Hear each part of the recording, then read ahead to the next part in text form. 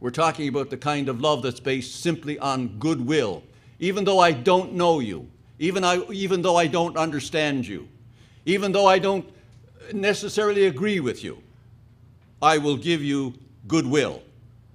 As someone once said, a friend is somebody who knows all about you, but likes you just the same. And I have a quick story to bring all these words together about the young man and his father. His father was a minister, and they got along well, but the young man was more of a scientist, more interested in technology, more interested in physics and all that type of stuff than he was in theology. And he was a bit of an agnostic religiously. But he became a very great expert in computer technology. And he said, one day he said to his father, you know, Father, if I ever discovered an infallible computer, I might believe in God. And so the father said, well, why don't you go to work on it? And he, incidentally, there is a young engineer at MIT today by the name of Seth Lloyd who talks about the universe as a quantum computer. Has anybody heard of that book yet? Seth Lloyd, very, very important to Google on it. The universe as a quantum computer.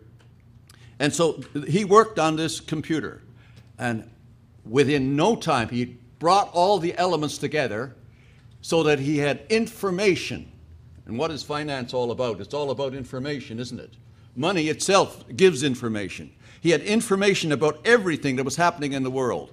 And he had it, he created the computer. This, of course, is a story. He created a computer to be voice activated so his father could use it. We didn't have to get used to using keys.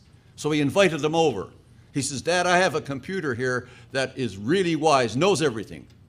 And no matter what question he asks, what's the population of China? How much money in the Bank of Canada? How much do the Americans have? How much are in our wallets now? No matter what question was asked, the computer would give an answer.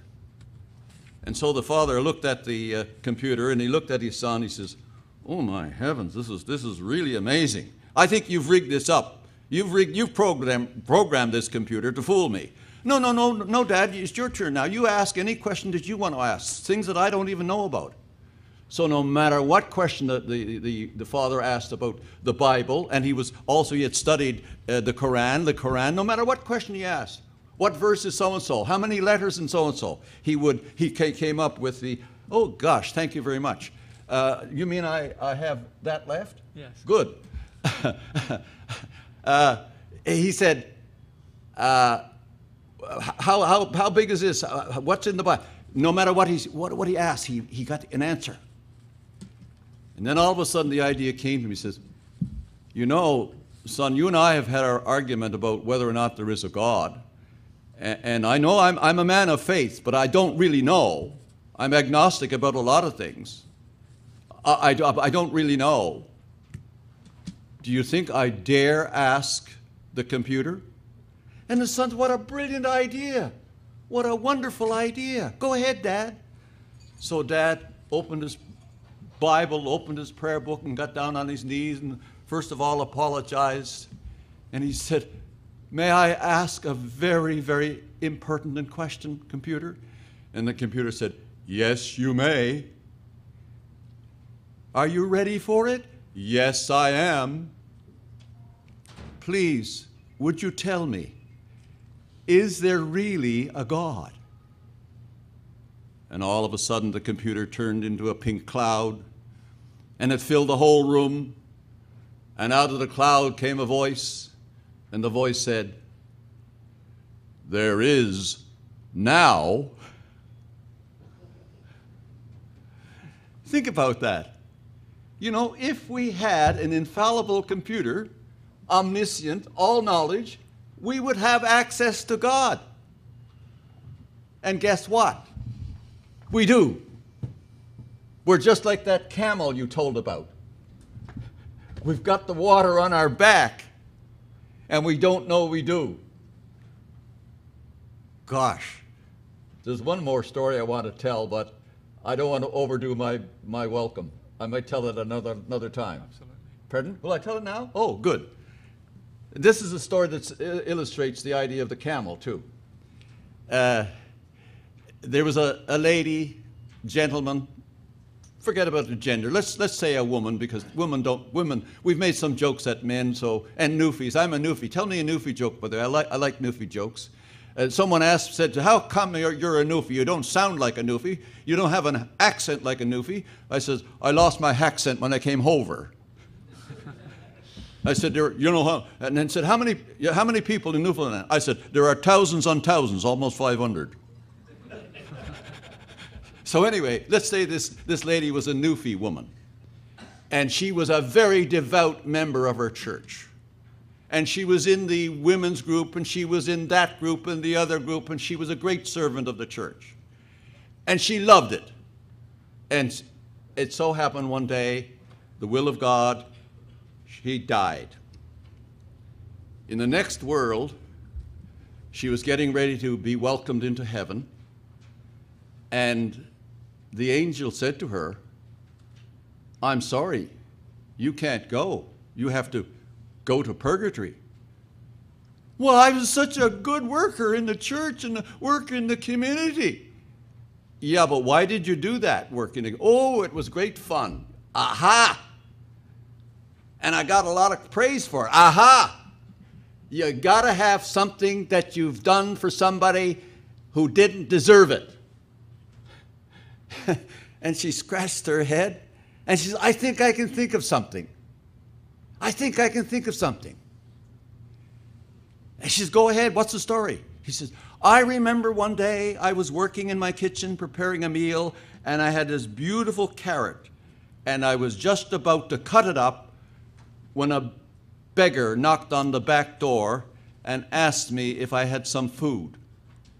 And I looked at the carrot, and I looked at the beggar, and I looked at the carrot, and I looked at the beggar, and I took the carrot and I gave it to the beggar. There. And I sent him on his way.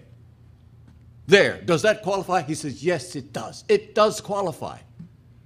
However, we'll have to use the carrot, of course." So he sent up to heaven. He says, "Send the carrot down, please. Send the carrot down." And down came the carrot on a rope. And he said, "There, grab a hold of the carrot." What are you talking about? "It'll lift you up to heaven." She said, "That carrot won't hold me. Just do what I tell you. Hold on to the carrot." So the rope started to pull up, and to her amazement, the carrot was holding her weight, and she was going above the ground. All of a sudden, people start to come in from the shadows behind her, and they're grabbing onto her legs because they wanted to go up to heaven with her. And she looked down at them, and she kicked them away. She said, "Get away, get away. This is my carrot."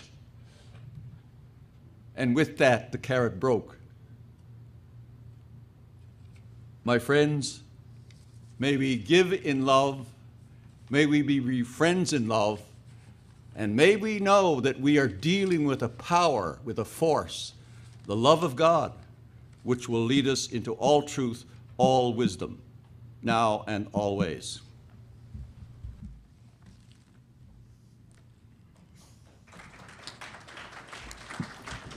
Thank you very much, Reverend King. And finally, we're going to have Dr. Nejatullah Siddiqi draw upon his years of experience. Yeah, that's fine. Can I speak from here? You can speak. Assalamu alaikum. First of all, I apologize. I arrived a few minutes late, but that gives me the advantage of hearing to wisdom and learning from it. So I begin almost from where Sheikh Nizam Yaqoobi left us. Finance, you know, I am a student of economics, so I begin from finance right away. Is very important for life. I think much more important than, you remember there was a time of barter. Life was very simple, but it could sustain very small number of people.